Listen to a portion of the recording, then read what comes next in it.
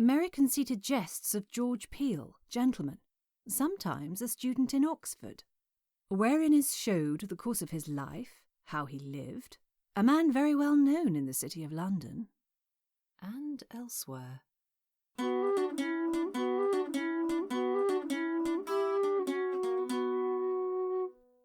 The Jest of George Peele at Bristow.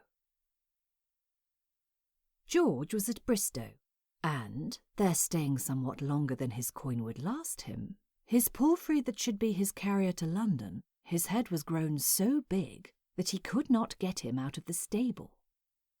It so fortuned at that instant certain players came to the town, and lay at that inn where George Peele was, to whom George was well known, being in that time an excellent poet, and had acquaintance of most of the best players of England. From the trivial sort he was but so, of which these were. Only knew George by name, no otherwise. There was not past 3 of the company come with the carriage, the rest were behind, by reason of a long journey they had. So that night they could not enact, which George hearing, had presently a stratagem in his head to get his horse free out of the stable, and money in his purse to bear his charges up to London. And thus it was.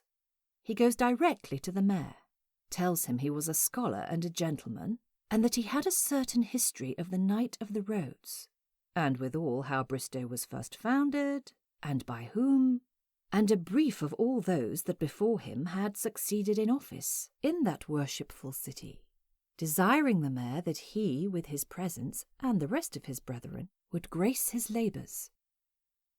The mayor agreed to it, gave him leave, and withal appointed him a place. But for himself he could not be there, being in the evening, but bade him make the best benefit he could of the city, and very liberally gave him an angel, which George thankfully receives, and about his business he goes. Got his stage made, his history cried, and hired the players' apparel to flourish out his show, promising to pay them liberally, and withal desired them they would favour him so much as to gather him his money at the door, for he thought it his best course to employ them, lest they should spy out his knavery, for they have perilous heads.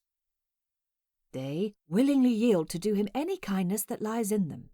In brief, carry their apparel to the hall, place themselves at the door, where George, in the meantime, with the 10 shillings he had of the mayor, delivered his horse out of purgatory, and carries him to the town's end, and there placeth him to be ready at his coming.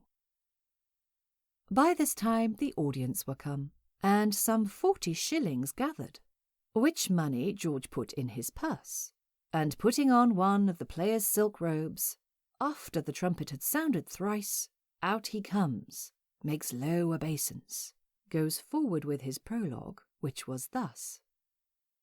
A trifling toy, a jest of no account, pardie. The knight, perhaps, you think for to be I? Think on so still, for why? You know that thought is free. Sit still a while, I'll send the actors to ye. Which being said, after some fireworks that he had made of purpose, threw out among them, and downstairs goes he, gets to his horse, and so with 40 shillings to London, leaves the players to answer it, who, when the jest was known, their innocence excused them, being as well gulled as the mayor, and the audience.